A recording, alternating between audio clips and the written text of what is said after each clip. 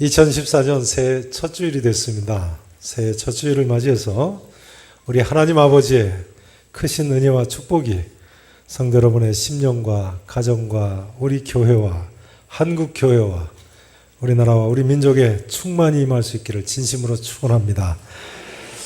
자, 먼저 올해 표의 말씀을 좀 함께 읽어보시도록 하겠습니다. 자, 다 같이 함께 읽으시죠. 믿음 없는 자가 되지 말고 믿는 자가 되라. 다시 한번 또 큰 소리로 한번 읽어보십니다. 시작. 믿음 없는 자가 되지 말고. 아멘. 부활하신 예수님께서 의심 많은 도마에게 하신 말씀이죠. 내 손가락을 이리 내밀어 내 손을 보고 내 손을 내밀어 내 옆구리에 넣어보라. 그리하여 믿음 없는 자가 되지 말고 믿는 자가 되라 하셨습니다. 그러니까 예수님께서는 어떻게든 제자들이 믿기를 원하셔서 이 말씀을 하신 것입니다. 어떻게 해서라도요. 그러니까 또한 여기 믿음이라는 것은요, 예수님의 부활하심을 믿는 것임을 알 수 있습니다. 믿음 없는 자가 되지 말고 믿는 자가 되라. 뭘 믿으라는 말씀이에요? 예수님의 부활하심을 믿으라는 말씀이죠. 또한 그렇기 때문에요, 예수님의 부활하심을 믿으면 예수님께서 하신 말씀들을 다 믿는 것이기도 합니다. 왜 그렇습니까? 어떤 사람이요, 생각해 보세요. 만일 어떤 사람이 나는 하나님의 아들이다 했다고 해보죠. 또 내가 너희 죄를 다 사해줬다. 또 내가 앞으로 십자가에 못 박혀 죽을 텐데 죽은 후에는 부활할 것이다 라고 이야기를 했다고 해보죠. 그리고 내가 너희를 내 아버지 집 저 천국으로 인도해 드릴 것이라고 이야기했다고 하죠. 또한 너희가 무엇을 먹을까, 무엇을 마실까, 무엇을 입을까 근심 걱정 염려를 하지 말라고 했다고 해보죠. 또 내가 세상 끝날까지 너희와 항상 함께 있으리라고 이야기했다고 해보겠습니다. 그런데요, 그 사람이 그처럼 평생에 미리 이야기한 대로 정말 십자가에 못 박혀 죽었는데 죽은 후에 죽은 자 가운데서 3일 만에 부활을 했다. 그러면 그 사람의 말을, 그동안 한 말을 다 믿을 수 있는 것 아니겠습니까? 그러니까 우리가 믿는다는 것은 예수님의 부활하심과 함께 예수님이 하신 모든 말씀을 다 믿는 것을 의미합니다. 살아계신 성도 여러분, 2014년 한 해요, 이 모든 주님의 말씀을 믿으심으로, 진심으로 믿음 없는 자가 되지 말고 믿는 자가 되시기를 축원하겠습니다. 그런데 오늘 본문 말씀에 의하면요, 이처럼 믿는 사람은 몇 가지 가능해진 것이 있습니다. 우리가 믿음 때문에 가능해진 것, 그것이 무엇입니까? 첫째는 평강입니다. 첫째는 뭐라고요? 평강을 누릴 수 있어요. 19절에 보면 예수님 첫 마디가 무엇입니까? 너에게 평강이 있을지어다. 또 26절에도 보니까 너에게 평강이 있을지어다 하시지 않습니까? 이처럼 예수 믿는 사람 뭐가 가능합니까? 평강이 가능합니다. 제자들은 19절에 보시는 대로 예수님께서 돌아가시자 이때 유대인들을 두려워해서 모인 곳의 문들을 닫았습니다. 26절에도 보니까 부활하신 예수님께서 도마에게 다시 나타나신 날에도 또 문들을 닫았었습니다. 예수님이 십자가에 못 박혀 돌아가시니까 제자들이 극도의 불안 속에 문을 닫고 걸어 잠그고 있었던 것이 분명합니다. 정복국인 대로마 제국의 군병들이 예수님도 십자가에 못 박아 버렸는데요, 자기들 목숨이야 뭐 하루살이 같이 느껴지지 않았겠습니까? 그러나 부활하신 예수님께서는요, 이런 불안과 두려움에 떠는 제자들에게 평강이 있을 수 있기 때문에 너에게 평강이 있을지어다, 너에게 평강이 있을지어다 거듭거듭 말씀하시지 않겠습니까?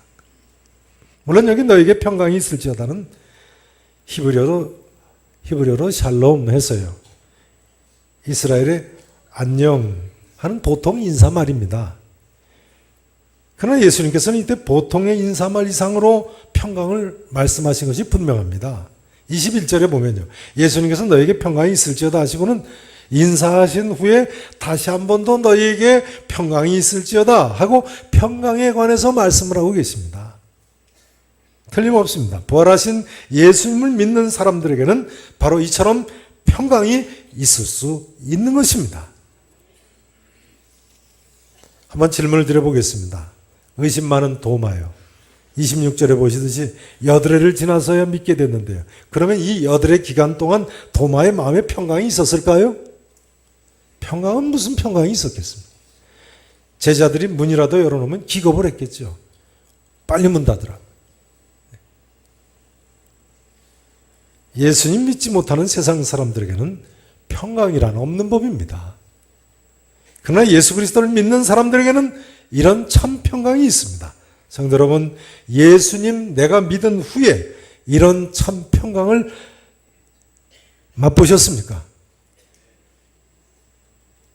이 시간 우리는 예배를 드리느라고 문을 닫았습니다만 우리 주님께서 이 자리에 들어오셔서 하시는 첫 말씀이 있다면 그것이 무엇이겠습니까?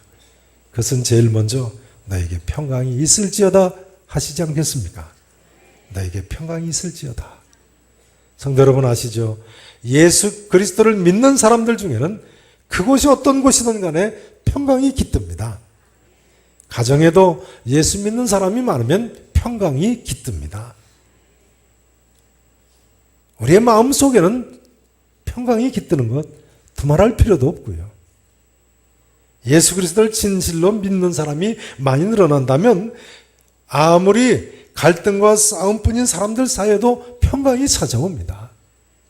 사랑하시는 성도 여러분, 그 어떤 경우에도 예수 그리스도를 믿으심으로 2014년 한 해 동안 성도 여러분의 심령과 가정과 직장과 일터에서 참 평강을 누리실 수 있기를 진심으로 축원합니다. 이제 두 번째로 오늘 말씀에 의하면요, 믿는 사람은 보냄을 받을 수 있습니다. 뭘 받을 수 있다고요? 보냄을 받을 수 있어요. 21절 말씀을 같이 보시겠습니다. 요한복음 20장 21절. 자, 함께 읽으십니다. 예수께서 또 이르시되 너희에게 평강이 있을지어다. 아버지께서 나를 보내신 것 같이 나도 너희를 보내노라. 아버지께서 나를 보내신 것 같이 나도 너희를 어떻게 하신다고요? 보내노라 하시지 않습니까? 예수 믿는 사람들은요, 보냄을 받을 수 있는 사람들이에요. 믿음이 없이는 보냄을 받을 수 없는 것입니다. 보냄 받아도 안 되는 것이고요. 본래 사도라는 뜻이 헬라어로 아포스톨로스 해서 보냄을 받은 자라는 뜻입니다. 보냄을 받은 자.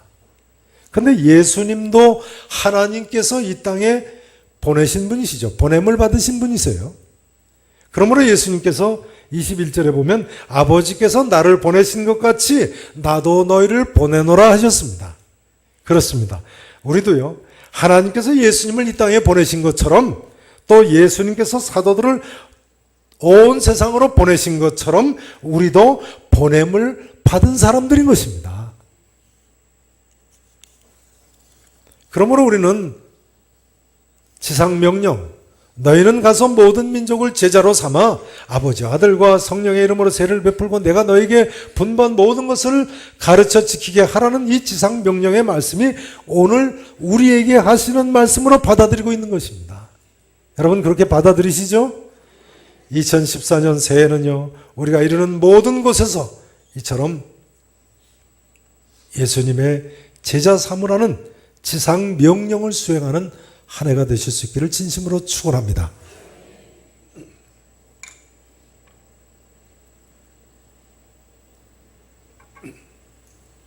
지난주 저희는 하나님의 은혜 가운데 헌당 예배를 드렸습니다. 여러분 이 교회당도요, 바로 이처럼 그렇기 때문에 파송의 베이스 캠프가 됩니다. 파송의 베이스 캠프. 우리 교회 이 예배당이 뭐가 돼야 된다고요? 파송의 베이스 캠프, 전초 기지가 돼야 됩니다. 이 지역 사람들을 이곳에서 제자로 삼아서요, 세례를 베풀고 예수님께서 분부하신 모든 것을 가르쳐 지키게 해야 되고요. 또 모든 민족에 가고 보내는 베이스 캠프가 되어야 됩니다. 그리할 때 하나님께서 우리에게 이렇게 아름다운 성전을 주신 목적을 온전히 이루어 드리게 될 줄로 믿습니다. 이 성전은 하나님을 위한 것이 아니요 누구를 위한 것이라고요? 누구를 위한 것이라고요? 여호와 하나님을 위한 것이라. 하나님 원하시는 대로 사용해야죠. 하나님 원하시는 대로 파송의 전처 기지로 우리가 사용하기만 하면 될 줄로 믿습니다. 이제 오늘 본문 기록에 의하면요, 예수 믿는 사람은 세 번째로 성령을 받을 수 있습니다. 뭘 받을 수 있다고요? 성령을요. 자, 22절 말씀을 같이 읽어보시죠. 22절 말씀 함께 읽으십니다. 이 말씀을 하시고 그들을 향하사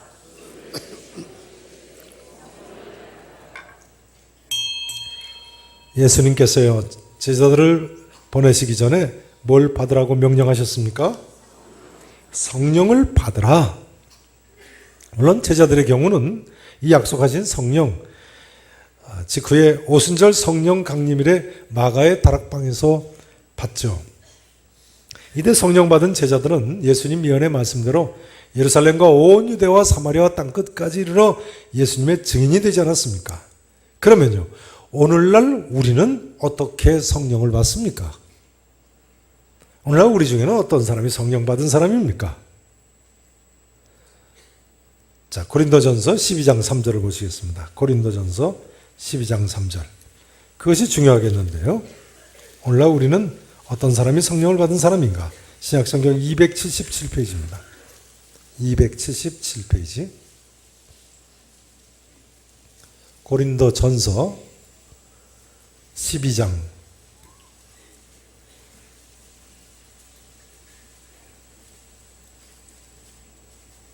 다 찾으시고 읽으십니다. 3절 말씀, 자, 다 같이 함께 읽으십니다. 시작. 그러므로 내가 너희에게 알리노니 하나님의 영으로 말하는 자는 누구든지 예수를 저주할 자라 하지 아니하고 또 성령으로 아니하고는 누구든지 예수를 주시라 할 수 없느니라. 자, 후반부에 보시면요, 성령으로 아니하고는 뭐로 아니하고는요? 성령으로 아니하고는요, 누구든지 예수를 누구시라 할 수 없어요? 주시라 할 수 없습니다. 그러면요, 예수님을 주시라고 믿는 사람들은 뭘 받은 사람이에요? 성령을 받은 사람이죠. 성령이 그 안에서 역사하심으로 예수님을 주님이시라고 고백하는 거니까요. 여기 예수님이 주님이시라는 이야기는요, 나는 종이라는 이야기입니다. 나는 뭐라고요? 종이요. 그런데요, 성경에서 종이라고 번역된 헬라어 단어 둘로스라는 단어는요, 본래는 노예라는 단어입니다. 본래 무슨 뜻이라고요? 노예라는 뜻이에요. 그런데 16세기에 정교개혁 직후에 영어 성경 번역자들이 당시는 로마 제국이 멸망한 이후에 노예 제도가 없어졌습니다. 그래서 성경을 읽는 사람들이 이해하기 쉽게 하기 위해서 중세시대에 많이 있던 영어로 서번트, 종이라는 단어로 번역을 했다고 합니다. 본래는 노예라는 단어를요. 종은 노예하고 다르죠. 어떻게 다릅니까? 종은 고용된 사람이고요. 노예는 주인이 사서 자기 소유로 삼은 사람이죠. 아무튼 여러분, 예수님께서 나의 주인이시고 나는 그분의 소유라고 고백하실 수 있으십니까? 예수님께서 십자가에서 피값으로 나를 자기 소유 삼으셨다고 믿으세요? 노예는요, 먹고 마시고 입는 거 다 누가 제공합니까? 누가 제공해요? 주인이 제공합니다. 여러분, 주님께서 오늘 아침에 내가 먹은 밥, 마신 물, 지금 입고 있는 이 옷 나한테 주셨다고 믿으십니까? 그렇게 믿으셔야 돼요. 그것이 예수님을 주님으로 받아들이시는 분들이세요. 또 한번 여쭤보겠습니다. 노예가 시집가고 장가가는 거 다 누가 보내준 거예요? 누가 보내준 거예요? 주인이요. 내가 지금 내 남편, 내 아내 만난 거 누구 덕이라고 생각하십니까? 확실히 그렇게 믿으세요? 네. 오늘 댁에 돌아가셔서 이렇게 고백하세요. 예수님 때문에 당신 만났어. 네. 당신 만나서 예수님께 감사하오. 네. 그러면 하나님께서 영광을 거두실 줄로 믿습니다. 네. 아무튼 성도 여러분, 예수님이 나의 주님이라고 믿으십니까? 그러시면 내가 성령 받은 사람인 줄로 믿으시기 바랍니다. 자, 이제 중요한 점은요, 이처럼 성령 받은 사람은 23절 말씀에 의하면 어떤 사람이 됩니까? 23절 말씀. 자, 또 함께 읽어보십니다. 시작. 너희가 누구의 죄든지 사하면 사하여질 것이요.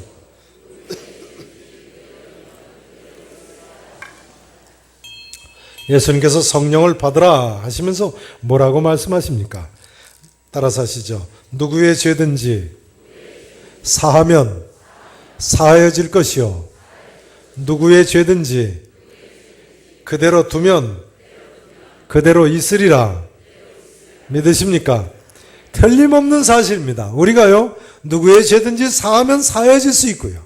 누구의 죄든지 그대로 두면 그대로 있는 것입니다. 천주교에서는요, 교황만이 사죄권이 있다고 주장을 합니다. 누구만 사죄권을 가졌다고요? 교황만. 근데 교황이 전 세계 사람들을 다 상대할 수 없지 않습니까? 그래서 교황 대신에 사제들한테 이 사죄권을 위임을 했다고 합니다. 그래서 천주교인들은 고해성사 누구 앞에서 합니까? 네, 사실은 본래는 교황 앞에서 해야 되는 거예요. 사죄권은 교황 혼자 가지고 있으니까요. 근데 교황이 신부들한테 위임을 했다고 해서 교황 대신 사제들 앞에서 고해성사를 하고 사제가 죄사함 받았다고 선언을 하죠. 마주보면 고백하기 어려우니까 장막 뒤에서 고백을 듣고 사함 받았다고 선언하지 않습니까? 그러나 성도 여러분, 죄사하는 권한은요, 누가 가졌어요?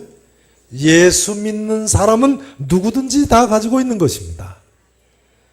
분명히 예수님께서 그렇게 말씀하지 않으셨습니까? 너희가 누구의 죄든지 사하면 사하여질 것이요. 누구의 죄든지 그대로 두면 그대로 있으리라 하셨는데요. 왜 교황만 사죄권을 가졌다고 주장합니까? 그래서 마틴 루터가 95개 조항을 내걸고 종교개혁을 할 때요, 95개 조항 중에 첫 번째 조항하고 두 번째 조항이 이렇습니다. 우리 주 예수 그리스도께서 회개하라고 하셨을 때 이 말씀이 고해성사로 이해되어서는 안 된다고 했어요. 고해성사가 예수님께서 회개하라고 하신 그 말씀의 성취가 아니라는 거예요. 하나님과 예수님의 최고의 관심은 사람들의 죄 문제 해결에 있습니다. 그 죄 문제 해결을 위해서 예수님께서는 우리 믿는 사람들을 사용하기를 원하시는 것입니다. 여러분, 우리 예수 믿는 모든 성도는요, 내가 누구의 죄든지 사하면 사하여질 것이요, 누구의 죄든지 그대로 두면 그대로 있을 줄로 믿고, 이런 자부심과 자긍심을 가지고 이제부터 보냄받은 자로서 충성스러운 복음 전파자가 되어야 되는 것입니다. 사랑하신 성도 여러분, 이제 이 질문을 드리지 않을 수 없습니다. 지난 한 해 나로 인해, 한번 냉정하게 생각해 보세요. 지난 한 해 나로 인해 죄사함 받은 사람이 몇 사람이나 되는 거예요? 나로 인해 예수님 믿고 죄사함 받은 사람 몇 사람이나 되시는 거예요? 우리가 부지런히 전도해야 되겠습니다. 유명한 미국의 D.L. 무디 목사님은요, 매일 최소한 한 명의 사람에게라도 복음을 전하지 않으면 그날 밤에 잠자리에 들지 않았다고 합니다. 매일 최소한 한 명에게라도 복음을 전하지 않으면 잠자리에 들지 않았다는 거예요. 여러분, 도전 받으시기 바랍니다. 이것이 2014년 우리의 모습이 되시기를 진심으로 바랍니다. 새해가 되면 세상 사람들은 두 가지 결심을 한다고 합니다. 세상 사람들은 두 가지 결심이 뭔가요? 하나는 담배 끊는 결심이고요, 또 하나는 뱃살을 빼는 결심이라고. 그렇게 예수 믿는 사람은 뭐 벌써 담배는 다 끊으셨을 테니까 이제 운동해서 뱃살 빼는 결심만 하시면 되네요. 그런데 오늘이 1월 5일인데요. 어떻게 올해는 결심 변치 않고 실행에 옮기고 계십니까? 벌써 작심 3일로 끝나셨습니까? 네. 근데 체중 줄이는 거 참 쉽지 않죠. 40, 50대가 뱃살 빼는 것이 얼마나 힘든지요. 그것은 20대가 서울대학교 가는 것만큼 힘들다고 합니다.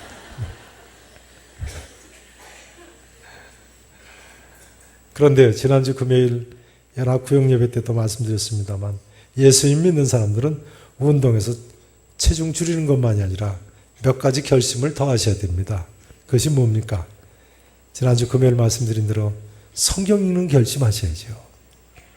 또 오늘 기도 스티커 받으셨죠? 무슨 결심하셔야 되겠어요? 기도하는 결심도 하셔야 돼요.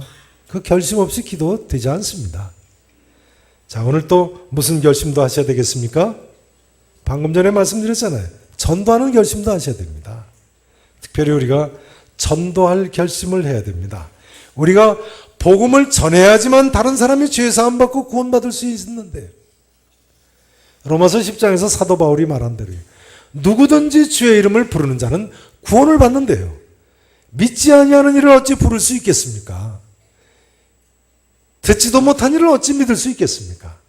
전파하는 이가 없이 어찌 들을 수 있겠습니까? 그러니 우리가 결심하고 전도해야죠.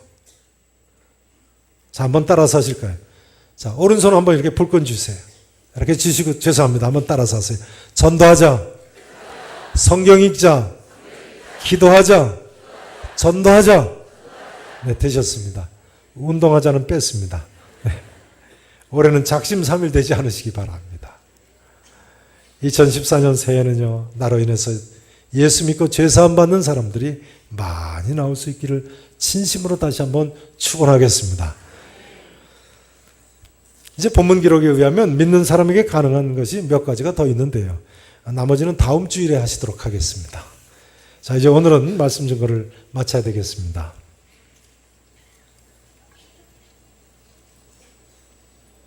도마라는 사람은 요한복음 11장 16절에 보면요, 우리도 주와 함께 죽으러 가자고 제자들에게 했던 사람입니다. 우리도 주와 함께 죽으러 가자.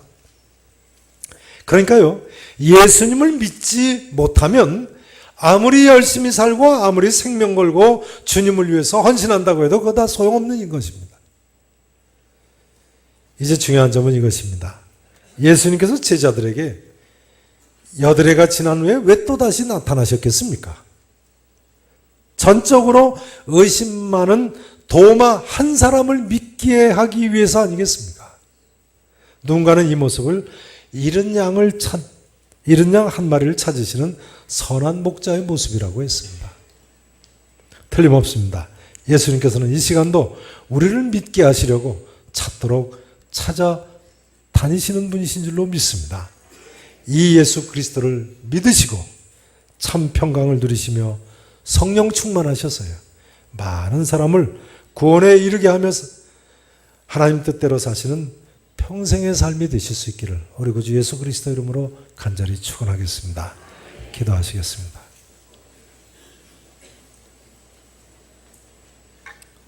전능하시고 분명히 살아계신 우리 아버지 하나님, 놀라우신 하나님의 은혜 가운데 2014년도 새해 첫 주일부터 주님 앞에 나와서 무릎을 꿇었습니다.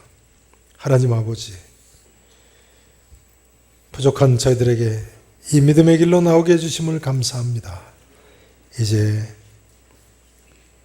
믿을 때 참 평강을 누리게 하시고 성령의 충만함을 받게 해주시옵시고 이 복음의 놀라운 구원의 소식을 우리의 자녀들에게, 우리의 이웃들에게, 내가 만난 모든 사람들에게 능력 있게 전할 수 있는 주의 종들이 되게 주시옵소서. 2014년 한 해 동안도 우리를 통해서 주님 이 모든 일을 이루실 줄로 기대합니다. 살아계신 예수님 이름으로 간절히 축복하며 기도합나이다. 아멘.